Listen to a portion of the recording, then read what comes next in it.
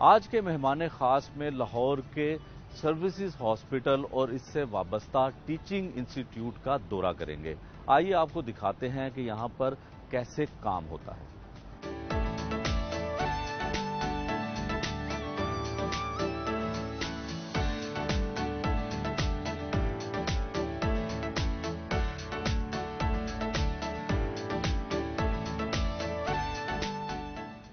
السلام علیکم پروفیسر صاحب۔ السلام علیکم، کیا حال ہے آپ؟ سر آپ خیریت سے ہیں؟ میں بالکل ٹھیک ہوں، ٹھیک ٹھاک ہیں؟ تھینک یو فار کمنگ سر بہت شکریہ۔ تشریف رکھیے۔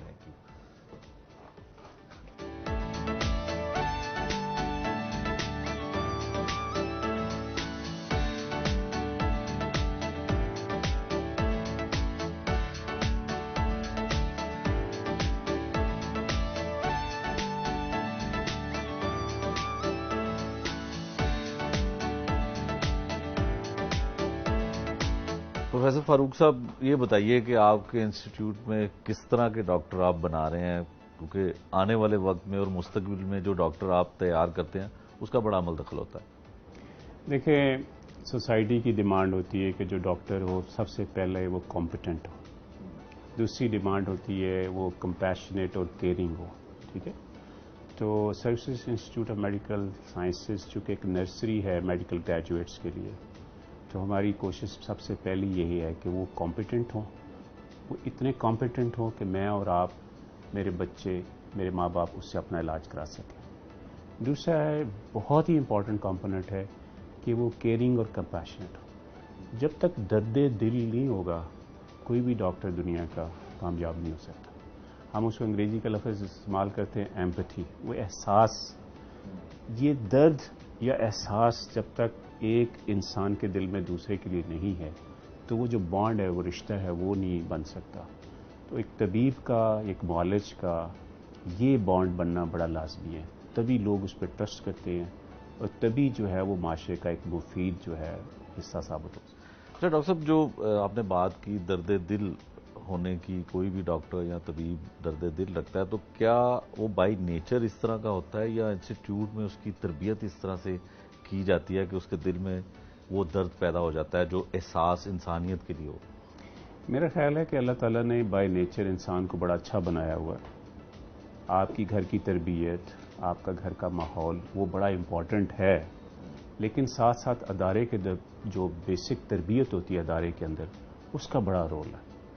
تو یہ دونوں امپورٹنٹ رول ہیں اس چیز کے اندر کہ ہمارا جو ڈاکٹر ہے اس کے اندر درد دل ہو۔ وہ درد دل پیدا بھی لے کے ہو سکتا ہے، لیکن ساتھ ساتھ انسٹیٹیوشن کے اندر وہ ڈیولپ کیا جاتا ہے اور ہم اس کو رول ماڈل بنا کے اور ہم اس کو ایسے سینیریوز میں ٹریننگ کوچنگ کر کے اس کو قابل بناتے ہیں کہ اس کا یہ احساس جس کو ہم ایمپتھی یا درد یا ایسا کہتے ہیں وہ اسٹیبلش کیا جائے اور اس کا لازمی جزو ہو۔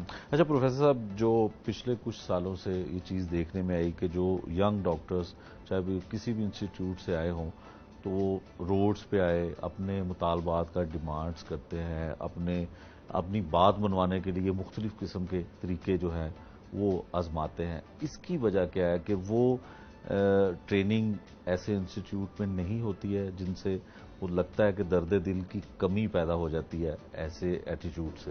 یہ بڑا کمپلیکس ایشو ہے، اس میں آپ کی بات ٹھیک ہے، انسٹیٹیوشنز کا بھی رول ہے، لیکن میرا اپنا ذاتی خیال ہے کہ جو معاشرے کے جو باقی ٹرینڈ ہیں، کیونکہ ڈاکٹرز بھی انسان ہیں ایکچولی، اور جس طرح معاشرے میں ایک طریقہ کار سمجھا دیا جاتا ہے، جب ان کی بات سنی نہیں جاتی، جس چیز کا وہ مطالبہ کرتے ہیں جب وہ نارمل طریقے سے سنی نہیں جاتی تو وہ پھر ان کو پتہ ہے کہ اس کو کس طرح بنایا جا سکتا ہے۔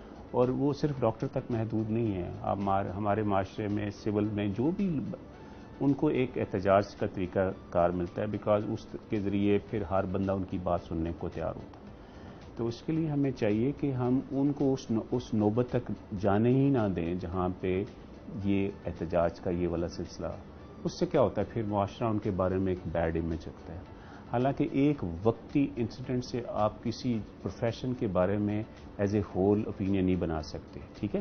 اور یہ بھی نہیں بنا سکتے کہ اچھا اگر سروسز انسٹیٹیوٹ آف سائنسز یا کسی اور میڈیکل کالج سے کچھ بچوں نے اس طرح کیا ہے تو یہ آپ یہ کہہ سکیں کہ یار سارے ڈاکٹر آج کل جو پیدا ہو رہے ہیں ایسے نہیں ہیں. میں اس کی گواہی ایز اے سربراہ میں گواہی دیتا ہوں کہ میرے میجورٹی بچے جو ہیں وہ بہت اچھے ہیں, اور اگر ان کو پراپر گائیڈ اور سپورٹ کیا جائے تو انشاءاللہ ایسی باتیں نہیں. ڈاکٹر صاحب, بائی پروفیشن آپ بھی ڈاکٹر ہیں, پروفیسر ہیں.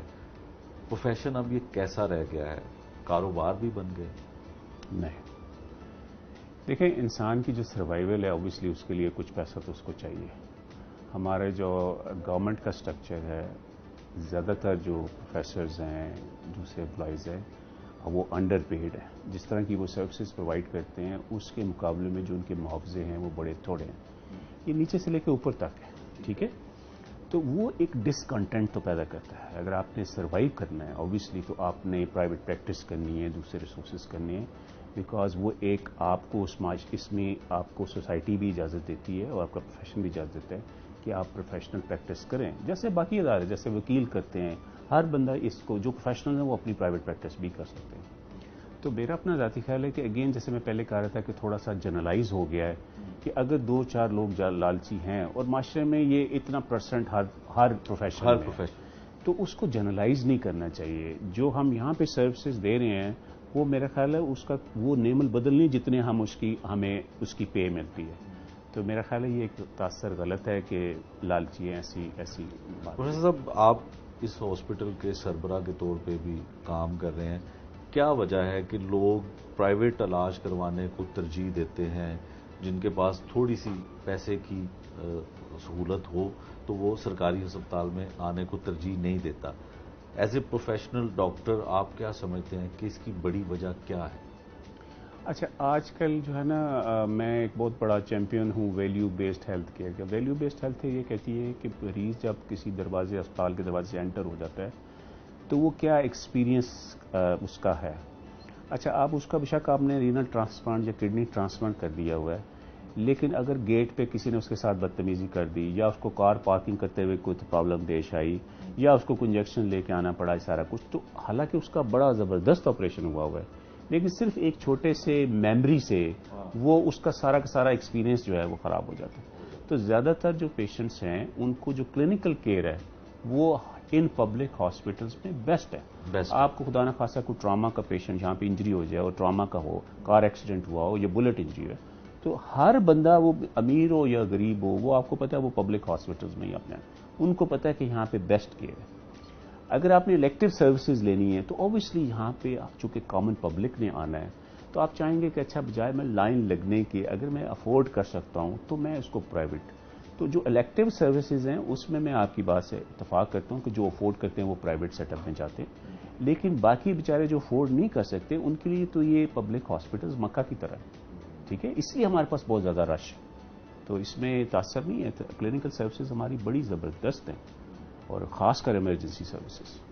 پروفیسر صاحب, 3 ماہ آپ کو ہو گئے ہیں اس کالج میں, کیا اقدامات کیے ہیں, کیا کرنے جا رہے ہیں جو پہلے نہیں ہوا یہاں؟ اچھا, جو میرا انٹرویو تھا انہوں نے مجھ سے یہ سوال پوچھا کہ آپ کا ویژن کیا ہے پرنسپل کے طور پہ. تو مینٹلی ہمارا ویژن یہ تھا کہ سب سے پہلے میرا کام کیا ہے. میرا کام ہے 2, یہاں پہ بیسٹ میڈیکل گریجویٹس پیدا کرنے ہیں. جیسے میں نے کہا ایسے گریجویٹس جو نالجبل ہوں, اسکلفل ہوں, کمپیشنیٹ ہوں, تو پہلا تو میرے. اور وہ میں کیسے پیدا کر سکتا ہوں؟ جو ان کو ٹرین کرنے والا ہے وہ میرے ٹیچرز ہیں جن کو میں فیکلٹی ممبرز کہتا ہوں. تو وہ فیکلٹی ممبرز میں نے ٹیم ڈیولپ کرنی ہے, ان کی کیپیسٹی ڈیولپ کرنی ہے. جو میں ٹائم ان کی ٹریننگ کیپیسٹی پہ انویسٹ کرتا ہوں وہ آٹومیٹکلی اس سے کیا ہوگا, میرے پیشنٹ جو میرے اسٹوڈنٹس ہیں ان کی ٹریننگ بہتر ہوگی. جب میرے اسٹوڈنٹس کی ٹریننگ بہتر ہوگی تو اس کا امپیکٹ میرے پیشنٹس پہ بھی آئے گا. تو اگر میں فیکلٹی ٹریننگ پہ زور دوں گا, اگر میں اسٹوڈنٹس ٹریننگ پہ زور دوں گا, تو الٹیمیٹلی چونکہ ہاسپٹل بنا کس کے لیے, پیشنٹ کیئر کے لیے, تو وہ جو انڈائریکٹ بینیفیشری ہے میڈیکل ایجوکیشن کا وہ پیشنٹ ہے. تو اگر آپ میڈیکل ایجوکیشن میں انویسٹ کر رہے ہیں تو پیشنٹ کیئر آٹومیٹکلی بہتر. تو میرا سب سے بڑا فوکس ہے ٹو فوکس کہ بھائی میڈیکل کیونکہ یہ میڈیکل ایجوکیشن کا ادارہ ہے, تو میرا فوکس ہے میڈیکل ایجوکیشن پہ. اور اس میڈیکل ایجوکیشن کے 2 کمپوننٹ ہیں, ٹیچر ہے اور اسٹوڈنٹ ہے. ان دونوں کو اگر میں لے, اور خاص کر میں اپنے ٹیچر کو لے کے جاؤں تاکہ میرا اسٹوڈنٹ اس سے بینیفٹ ہو جائے. تو یہ میری اس ڈائریکشن میں ہے.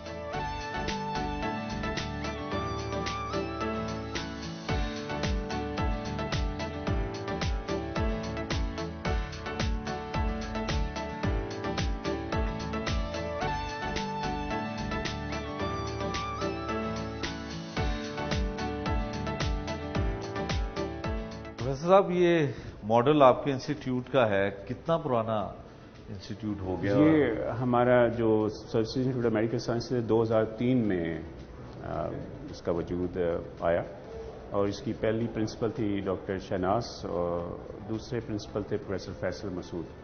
सो ये सारी बिल्डिंग है प्रोफेसर फैसल मसूद की विजन और उनकी मेहनत की वजह से, और उनके साथ प्रोजेक्ट डायरेक्टर थे डॉक्टर मोहम्मद अली।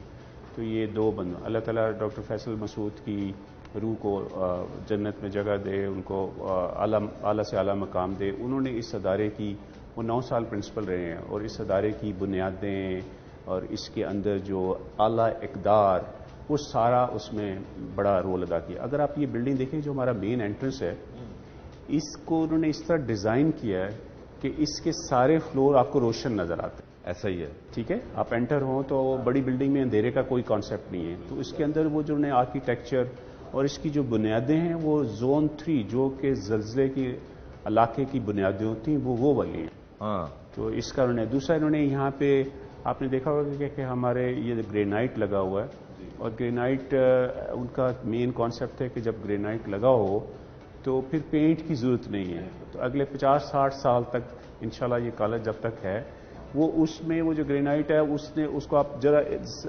वॉश भी हो जाता है, बारिश आती है तो मजीद उसके अंदर सफाई एक किस्म की आ जाती है। तो बड़े यूनिक आइडियाज़ थे। और आपने देखा कि हमारा ये जो बागीचा है, ये लॉन है, इसके अंदर दरख्त है, उसको टच नहीं किया गया हुआ। इस तरह का मेडिकल कॉलेज बड़ा कम आपको नज़र आएगा, जिसकी अपनी खूबसूरती है। और अगर आप पहले से वाकिफ हो इस इलाके में, यहाँ पे कुछ घर थे, उन सारे घरों को गिरा के इतनी खूबसूरत बिल्डिंग बनाना, ये प्रोफेसर फैसल मसूद की बहुत बड़ी कंट्रीब्यूशन है। और उनके बाद जितने भी प्रिंसिपल आए, उन्होंने इसको मेंटेन रखा है। यकीनन उसके बाद आप भी आए तो इसमें मजीद बस ये जो मेरे प्रीडेसेसर्स थे, जो मेरे से पहले लोग थे, वो बहुत अजीम लोग थे। हम कोशिश करेंगे कि थोड़ा थोड़ा जो उनके नक्शे कदम पे चलने की कोशिश करें। डॉक्टर साहब, ये बताएं कि हुकूमत ने जो इकदाम किया है कि अब दोबारा से अद्वियात जो हैं वो फ्री देने का अमल शुरू हो जाए, कहाँ तक पहुंचा वो प्रोसेस? गरीब आदमी, एक आम आदमी इस फायदे से? हाँ, ये जब मौजूदा गवर्नमेंट आई है, हमजा शहबाज जो हमारे चीफ मिनिस्टर हैं, उन्होंने एक बड़ा अच्छा कदम उठाया कि ओपीडी में हमारे पास 99 मेडिकेशंस अवेलेबल होंगी, और वो 1 जुलाई से फ्री ऑफ कॉस्ट लोगों को मिलेगी। तो इन पेशेंट, हम ऑलरेडी पेशेंट को जो हमारा एक हेल्थ कार्ड सिस्टम था पहला, उसको भी अवेल कर रहे हैं। ओपीडी में पेशेंट्स को बाहर से दवाइयात लेने की जरूरत नहीं पड़ेगी, कम से कम 99 अवेलेबल हैं, और इमरजेंसी पहले ही फ्री है। तो डिस्पाइट कि हमारे रिसोर्सेज बड़े पुअर हैं, ये बड़ा एक किस्म का अंडर रिसोर्स मुल्क है, लेकिन इसके बावजूद ये एक बहुत बड़ा क्रेडिट है कि हॉस्पिटल की इमरजेंसी फ्री है पुअर पेशेंट्स के लिए या अदरवाइज। और इसी तरह ओपीडी में ये दवाइयाँ मिलनी शुरू होगी, और इन पेशेंट आप ऑलरेडी हॉस्पिटल के रिसोर्सेज भी इस्तेमाल हो रहे हैं, साथ साथ ये जो हमारा हेल्थ कार्ड है, इससे भी काफ़ी सारा। डॉक्टर साहब, जो हेल्थ कार्ड है, मरीजों को तो यकीनन फ़ायदा है, कुछ डॉक्टर्स को भी इसमें फ़ायदा है, प्राइवेट सेक्टर में जो हॉस्पिटल हैं उनको ज़्यादा फ़ायदा है? असल में ये चूँकि अभी रीसेंट तजर्बा चल रहा है, इसके अंदर मज़ीद डेवलपमेंट की ज़रूरत है। अभी हमारी कोई 40 to 50% हेल्थ कार्ड यूटिलाइजेशन है, और उसकी अंदर जो इंसेंटिवाइज करने की ज़रूरत है, ख़ासकर हमारे जो डॉक्टर्स को, क्योंकि इस हॉस्पिटल में जो मैंने देखा है कि लो टर्नओवर, आल्दो के 40% is quite a good turnover, लेकिन इसको हम 70%, 80% भी ले जा सकते हैं अगर हम इंसेंटिवाइज करते हैं। मसलन लेप्रोस्कोपिक कोलिसिस्टेक्टमी एक ऐसा प्रोसीजर है जिसका हेल्थ कार्ड में 35,000 रुपया टोटल पैकेज है। ठीक है। ये पब्लिक जो प्राइवेट है उसमें सिर्फ सर्जन की फीस इससे ज़्यादा है। तो जब हम थोड़ा सा इसको इंसेंटिव देंगे, मैं पहले कहता हूं कि एक ऑपरेशन एक सीनियर रजिस्ट्रार करता है और एक ऑपरेशन प्रोफेसर करता है, दोनों में फ़र्क है, इसलिए उनके मुआवजे में भी फ़र्क होना चाहिए। 35,000 फिक्स करने से आप ये नहीं देख रहे कि इसको किसने है। ऐसे वकील हैं, आप देखिएगा एक वकील जिसका तजर्बा 2 साल का और एक वकील जिसका 25 साल का तजर्बा है, दोनों की बड़ा फर्क, फीस में बड़ा फ़र्क है। और ये चीज़ शायद उसके अंदर हम बेहतर कर सकते हैं हेल्थ कार्ड में, उससे इसकी यूटिलाइजेशन बेहतर हो जाएगी।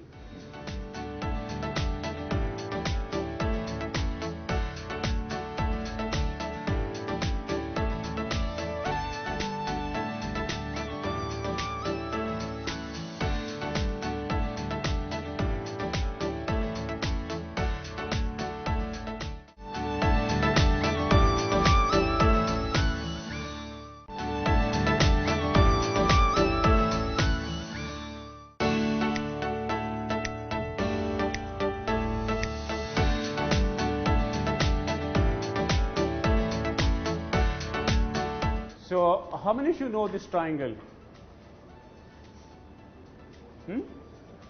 اس ٹرائنگل کے بارے میں کوئی پتا؟ نو؟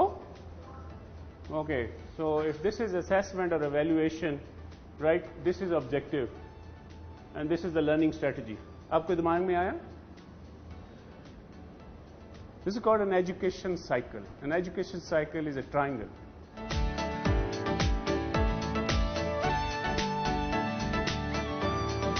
فاروق صاحب، اسٹوڈنٹ دور کی کچھ یادیں شیئر کریں. میڈیسن میں کیسے آئے؟ کیا تھا ذہن میں کہ ڈاکٹر ہی بننا یا پیرنٹس کی خواہش تھی؟ سو ہماری جو 9th کلاس تھی بایولوجی کی کلاس، تو اس میں فراگ کے ایکسپیریمنٹ تھے. اچھا. تو فراگ میں نے سیکھا پت کرنا، اور اس کے بعد ایک میں نے ڈائسیکشن سیٹ خریدا ہوا تھا. تو جو گرمی کی چھٹیاں تھیں اس دوران میں اس کو اکثر فراگ کو پت کر کے، گرمی کی چھٹیاں برسات کا موسم تو فراگ کا اکثر مل جاتے، تو اس کو پکڑ کے ہم نے پت کر کے اس کے آپریشن کرنے سیکھے. وہ ایسے اسے کاٹتے تھے.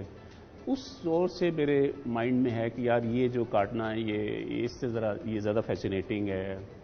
تو ایک جب میں فرسٹ ایئر میں تھا تو ہمارے ایک عزیز تھے جو پرنسپل تھے، تو انہوں نے دیکھا، انہوں نے کہا یار فاروق تمہاری انگلیاں بڑی لمبی ہیں تو تم ایک سرجن بنو گے.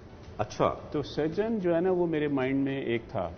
پھر اتفاق سے اللہ تعالیٰ کے بس کرنا تھا. میرے بھائی کو کچھ بیماری ہوگی ہارٹ کی، رومیٹک ہارٹ ڈیزیز، تو وہ ایک بہت بڑا انیشیٹو تھا کہ میں نے سوچا کہ میں ایک ہارٹ سرجن بنوں گا. تاکہ سرجن تو میں نے بننا تھا، لیکن میں نے سوچا کہ میں ایک ہارٹ سرجن بنوں گا تاکہ میں اپنے بھائی کی ہیلپ کر سکوں. تو اس بھائی کا میرے بعد میں امریکہ میں آپریشن ہوا. لیکن جب میں ٹریننگ میں آیا سرجری کی ٹریننگ میں، تو اس وقت تک ساروں نے کہا کہ کارڈک سرجری تو ڈائنگ آرٹ ہے، اب ساری کو اسٹینٹ پڑ جاتا ہے، تو یہ کون سی، یہ کوئی اس میں کچھ نہیں ہے. اور پھر ہم وہ ٹراما سرجری، اور پھر بعد میں لیپروسکوپک سرجری، اور پھر بیریاٹرک سرجری اور کینسر سرجری. تو پھر ہمارے انٹرسٹ چینج ہو گیا. اسٹوڈنٹ لائف پر میری گورنمنٹ کالج لاہور میں ایف ایس سی تھی. وہ میرے خیال ہے میری زندگی کا انتہائی بہترین ٹائم تھا، کیونکہ جو میں نے گورنمنٹ کالج میں سیکھا 2 سالوں میں، اتنا میرا خیال ہے اتنے کم عرصے میں کسی اور ایکسپیرینس سے میں نے نہیں سیکھا. بے شمار اچھے دوست بنائے، کیونکہ جب وہ اس زمانے کے دوست ہیں وہ بڑے سنسیئر دوست، بڑے مخلص دوست ہوتے ہیں. آپ کوئی پوزیشن ہولڈر نہیں ہوتے، آپ کی آپس میں محبت و پیار اور خلوص جو ہے وہ ساری عمر کے لیے. اور ابھی بھی میں بڑا پراؤڈ ہوں، میرے کافی سارے دوست جو صحیح دوست میں جن کو اپنی کیٹیگری میں کہتا ہوں، ان کا زیادہ تر کا تعلق جو ہے وہ گورنمنٹ کالج کے زمانے میں.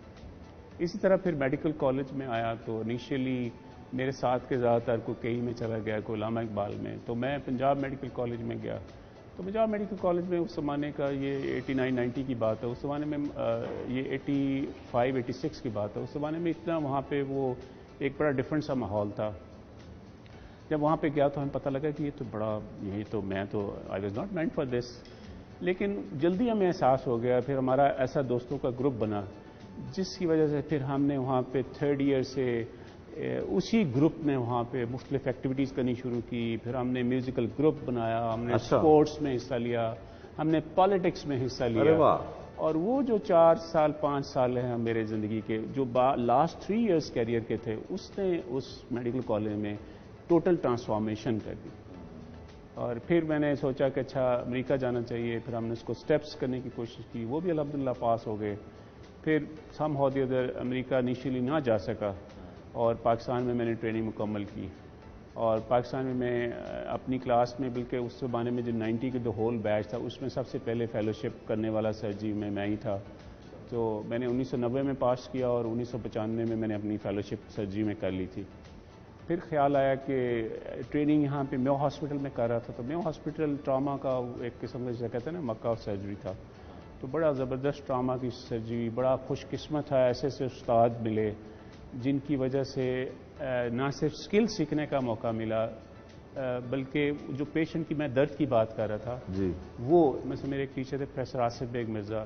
میں نے ان سے سیکھا کہ کمپیشن اور پیشنٹ کیئر جو ہے وہ کیا چیز ہوتی ہے. اور سکل میں میرے استاد پروفیسر اقبال خان تھے، پروفیسر ظفر اللہ صاحب تھے، پروفیسر محمود ایاز تھے، پروفیسر خواجہ عظیم تھے، پروفیسر شمیم احمد خان مرحوم تھے، پروفیسر ارشد چیمہ تھے. یہ میرے ایسے استاد ہیں جن سے میں نے سرجری سیکھی.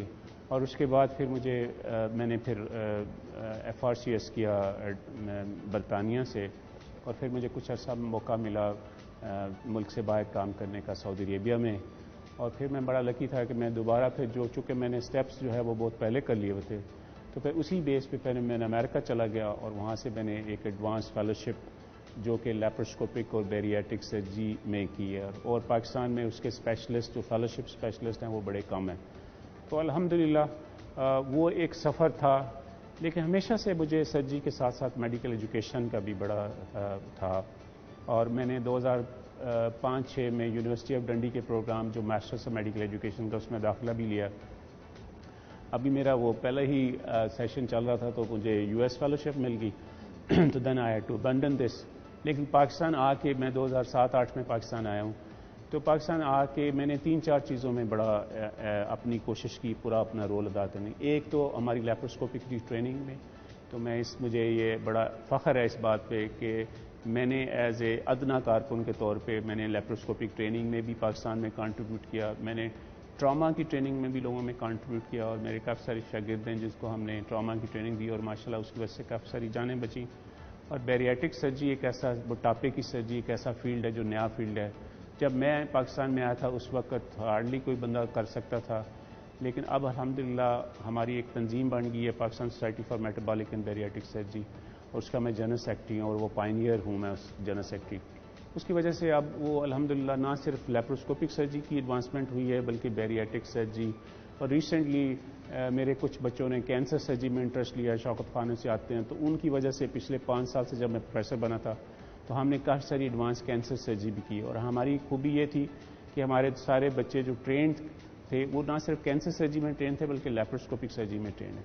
اب وہ چیز جو ہم نے لاہور جنرل ہاسپٹل میں کی تھی پچھلے 5 سالوں میں، اب جب سے میں پرنسپل بنا ہوں یہاں پہ، تو اب اسی چیز کا آغاز ہم نے services institute of medical sciences میں بھی کیا ہے، اور میں اپنی ٹیم بلڈنگ کے پروسیس میں ہوں۔ انشاءاللہ آپ کو ودن 6 منتھس اس کے سارے ریزلٹس نظر آنا شروع ہو۔ بائی پروفیشن تو آپ نے بہت کامیابیاں حاصل کرنی، اور آپ کے ہاتھ دیکھ کے آپ کے رشتہ داروں نے بتایا کہ آپ سرجن بنیں گے۔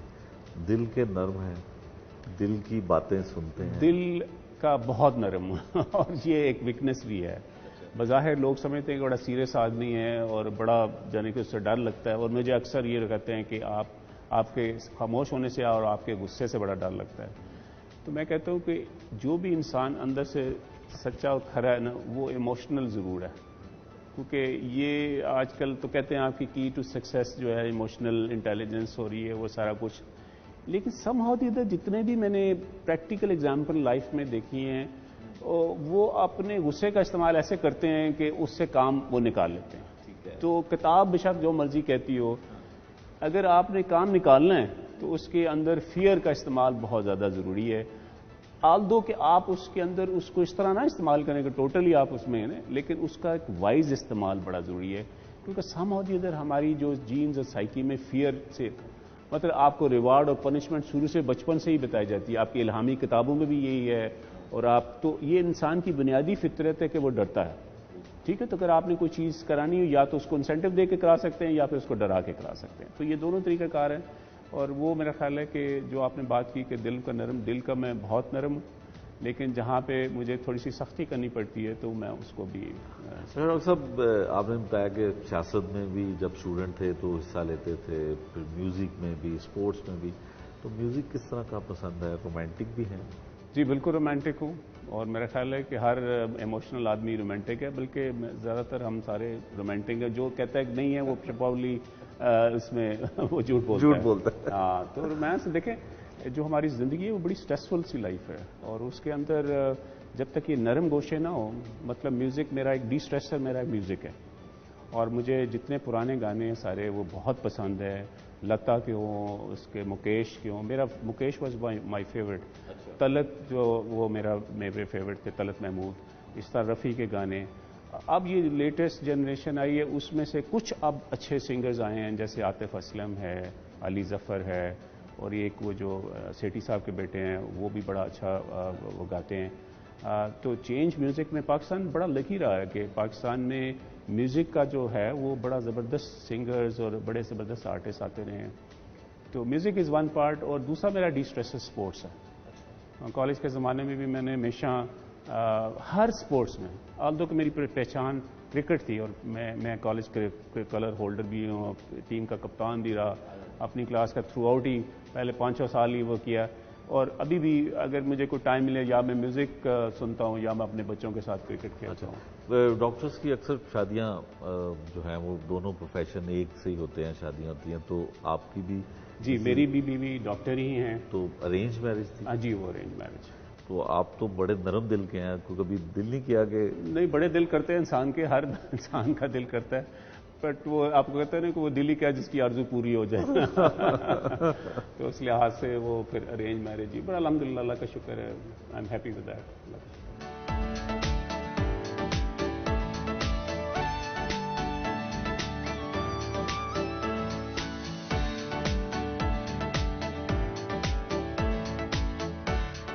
فاروق صاحب، جو غیر نصابی سرگرمیاں ہوتی ہیں اسٹوڈنٹس کے لیے، جیسے آپ نے اپنے دور کو یاد کیا اور بتایا، اس میں ایکٹیویٹی ہونی چاہیے، اسٹوڈنٹس کو حصہ لینا چاہیے؟ میں بہت بڑا پروپوننٹ ہوں بچوں کی ایجوکیشن اور ان کی خاص کر غیر نصابی جو ایکسٹرا کریکولر ہیں۔ ابھی ہم نے ریسنٹلی اسٹوڈنٹ ویک ختم کیا ہے، تو سمس کی ہسٹری میں پہلی دفعہ ایک کانسرٹ ارینج کرایا، پھر ابھی آپ یہ دیکھیں ساری کی ساری ڈیکوریشن ابھی یہ ساری کی ساری چل رہی ہیں۔ تو میرا اپنا ذاتی خیال ہے کہ استاد کا کام صرف اس کو تعلیم نہیں دینا، تربیت بھی دینا، بالکل ٹھیک ہے، کیونکہ جو لائف ہے نا اس کے باقی آسپیکٹس بھی ہوتے ہیں۔ ان بچوں کے اندر بڑے ٹیلنٹس ہیں، اور جب آپ ان بچوں کو ان ٹیلنٹس کو اجاگر کرتے ہیں، اور وہ کیسے اجاگر کر سکتے ہیں؟ اس طرح کی ایکٹیویٹی کریں۔ تو آپ کبھی دیکھیے ان کے زبردست سنگر ہیں، یہ زبردست پوئٹری کرتے ہیں، زبردست آرٹسٹ ہیں یہ، اور ساتھ ساتھ اس طرح کی ایکٹیویٹیز کرانے سے ان کے اندر جو لیڈرشپ سکلز ہیں، جو ان کی ٹیم ورک ہے، وہ سارا بہتر ہوتا ہے۔ تو الحمدللہ یہ جو میرے سمسونین ہیں یہ زبردست، میں نے تو ایسا ٹیلنٹ اب تک آج سے پہلے کبھی دیکھا نہیں تھا۔ ہم سمجھتے تھے ہمارے زمانے میں کہ عام ہی بڑی شے ہیں، لیکن میرا اپنا ذاتی خیال ہے کہ یہ جو آج کل کی لاٹ ہے یہ بہت ٹیلنٹڈ لاٹ ہے۔ پرابلم کہاں پہ آ رہی ہے؟ پرابلم یہ ہے کہ جیسے ہی یہ MBBS نکلتے ہیں انٹو پریکٹیکل لائف جاتے ہیں، وہاں پہ کوئی گیپ ہے۔ ٹھیک ہے، اس گیپ کو میں ٹرائی کر رہا ہوں انڈرسٹینڈ کرنے کی کہ وہ گیپ میں کیسے پورا کر سکتا ہوں، کہ وہ جو میرے بچے جو کہ یہاں پہ سپر پرفارمر ہیں، وہ سم آف دی ادر وہ پریکٹیکل لائف کے اندر جا کے وہ، تو ہمیں کیا چیزیں ان کو سکھانے کی ضرورت ہے کہ جس سے جب وہ پریکٹیکل لائف میں جائیں تو وہ بہتر ہوں، جس طرح ان کا ٹیلنٹ یہاں پہ ہے وہی ٹیلنٹ وہاں پہ بھی نظر آنا چاہیے۔ تو یہ تھوڑا سا ہمارے لیے ڈیلیما چل رہا ہے، لیکن آئی ایم شیور کہ جیسے ہم نے کام سٹارٹ کیا ہے، ان کی یہ جو ٹیم ورک، باقی چیزیں اور ان کی سافٹ اسکل کو بڑھانے کی کوشش کر رہے ہیں، تو نہ صرف یہ کمپیٹنٹ ڈاکٹر ہوں گے بلکہ انشاءاللہ یہ بہتر لیڈر ہوں گے، بہتر ٹیچر ہوں گے، بہتر آرگنائزر ہوں گے، اور سافٹ اسپوکن ہوں گے، ان کی اچھی کمیونیکیشن ہوگی، اور الٹیمیٹ سارا کا فائدہ پیشنٹ کو ہے۔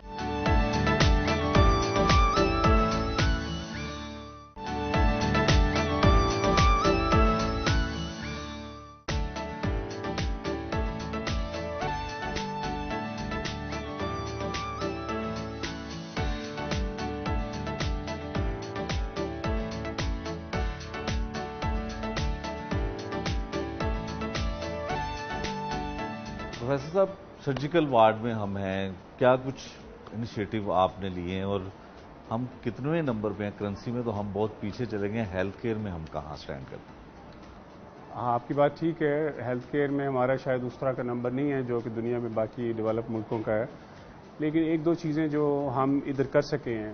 جب میں پہلے تھا تو تب ہم نے یہاں پہ لیپروسکوپک سرجری کی ٹریننگ اور ایڈوانس لیپروسکوپک سٹارٹ کی تھی، اس میں بیریاٹک سرجری ایک خاص سرجری ہے جو ہم نے یہاں پہ آ کے سٹارٹ کی۔ اس ہاسپٹل کی سب سے بڑی اسٹرینتھ یہ ہے کہ یہاں پہ نہ صرف ایڈوانس لیپروسکوپک سرجری ہوتی ہے، بٹ ریسنٹلی ہم نے کینسر سرجریز بھی کی ہوئی ہیں، اور وہ کینسر سرجری اور لیپروسکوپک سرجری جو ہے اس ہاسپٹل کی ایک خاص پہچان ہے۔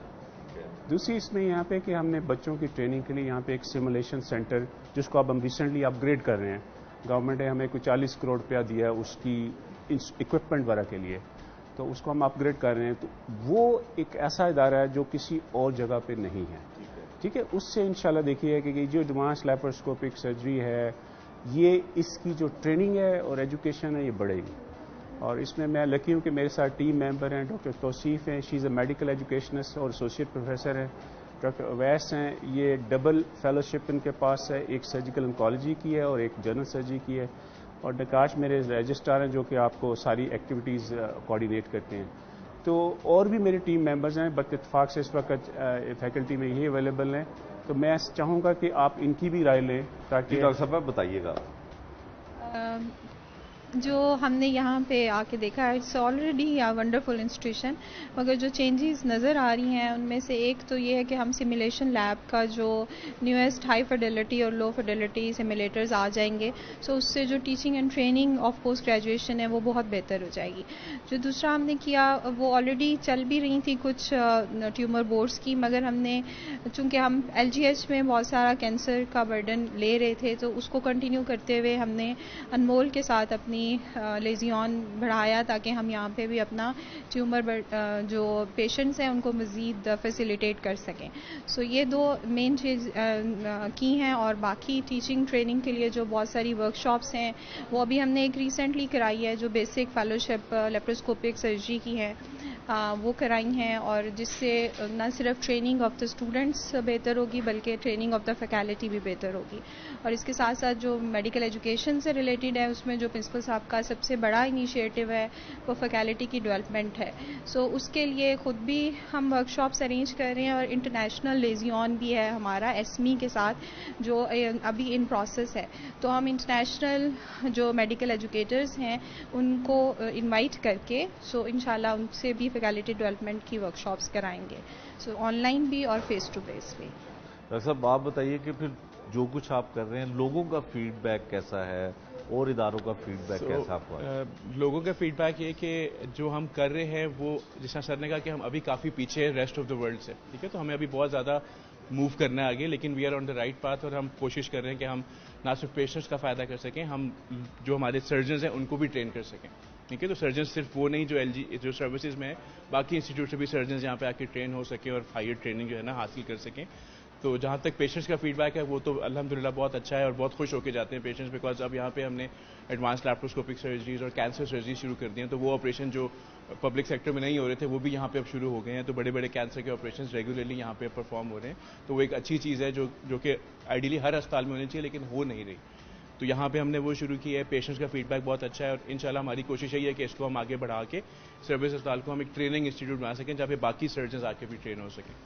اچھا فاروق صاحب، آپ نے جیسے کہا کہ ہم واقعی پیچھے ہیں دوسرے ممالک کی نسبت ہیلتھ میں، ہیلتھ کیئر میں. کسی حکومت میں یا کسی دورے حکومت میں ایسا ہوا ہے کہ آپ کو ایز اے ڈاکٹر پروفیشن آپ کا ہے کہ آپ کو لگا ہو کہ بہت کام بہتر ہوا ہے یا ہو سکتا تھا؟ میرا خیال ہے شہباز شریف صاحب نے جو پچھلی ان کا دور جب ایز اے CM تھے لاسٹ، تو انہوں نے بڑے بولڈ انیشیٹوز لیے تھے، جیسے PKLI، اور اس زمانے میں ایک ہیلتھ سیکرٹری تھے ہمارے ڈاکٹر نجم شاہ صاحب.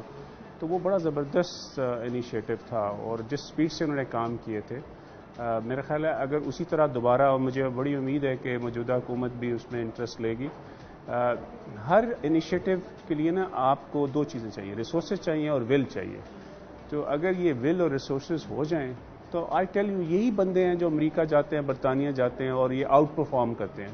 تو مسئلہ ہماری نیت کا ہے اور مسئلہ ہمارے ریسورسز کا ہے. اگر ہماری نیت ٹھیک ہے تو ریسورسز بھی ہم ادھر ادھر سے ارینج کر سکتے ہیں، اور اگر ریسورسز مل جائیں تو آپ کو انشاءاللہ وہی رزلٹ ملے. Despite of the lack of resources, ہمارے پاس ریسورسز کم ہیں، اس کے باوجود ہمارے ریزلٹس وہ انٹرنیشنلی کمپیریبل ہیں. تو یہ مرحلہ کریڈٹ ساری ٹیم کو جاتا ہے، کہ نرسز کو جاتا ہے، ہمارے ڈاکٹرز کو جاتا ہے، خاص کر ینگ ڈاکٹر جو ہر وقت یہ ان کے ساتھ لگے رہتے ہیں اور بیچاروں کو اس طرح کی فیسلٹیز بھی حاصل نہیں ہیں. اس کے باوجود میرا خیال ہے جس ڈیڈیکیشن سے وہ کام کرتے ہیں وہ کمینڈیبل ہے اور ان کو اپریشیٹ کرنا چاہیے. جب کووڈ تھا تب یہاں پہ کیا کچھ ہوا؟ کیا لوگوں کو کووڈ ایک وہ واحد پیریڈ تھا جہاں پہ ادھر ڈاکٹرز نے اپنی جان کے نذرانے پیش کر کے مریضوں کی جان بچائی ہے. ٹھیک ہے، ہم نے کافی اپنے قیمتی ڈاکٹرز یہاں پہ وہ ہمارے سے چلے گئے ہیں، اس کی وجہ سے ہمیں بہت لاس ہے. لیکن ایٹ دا سیم ٹائم یہ پرائیڈ بھی ہے کہ انہوں نے اپنی ڈیوٹی کو ترجیح دی، ٹھیک ہے، اپنی جان سے. تو یہ ایک بہت بڑی عظیم، میرے خیال وہ شہید جو اگر شہید ہمارے وہ بندے ہیں جو کہ باؤنڈریز کی ڈیفینڈ کر رہے ہیں، تو یہ بھی اسی طرح کے بڑے شہید ہیں، بلکہ شاید میں ان کو ان سے اوپر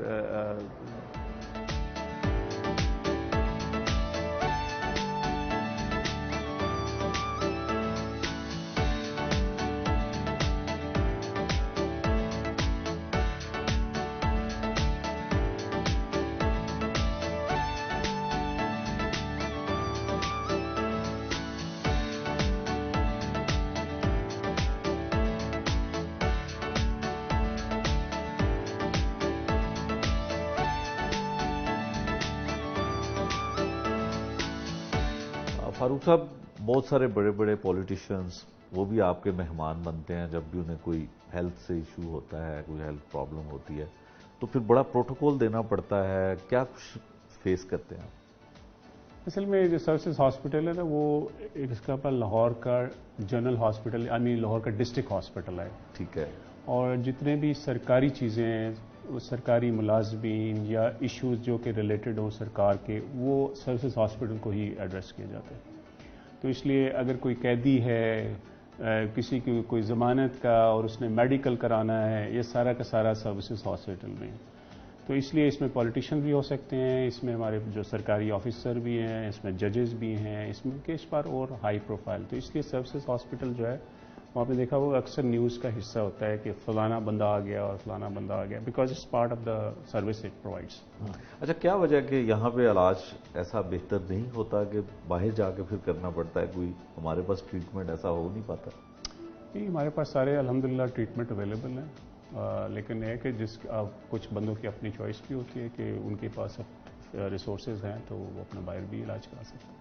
अच्छा डॉक्टर साहब, एक आम आदमी को शिकायत होती है कि वो जब हॉस्पिटल में उसका पेशेंट होता है तो यहाँ पे वेटिंग रूम प्रॉपर नहीं है, कहीं बैठने के मसाइल होते हैं, कहीं डॉक्टर जल्दी बात नहीं सुनते हैं, छोटे छोटे से मसाइल ऐसे होते हैं। तो क्या ये मसाइल इसी तरह से चलते रहेंगे या कुछ इनको ख़त्म करने के लिए आप या आपकी तरह के लोग कुछ काम कर पाते हैं?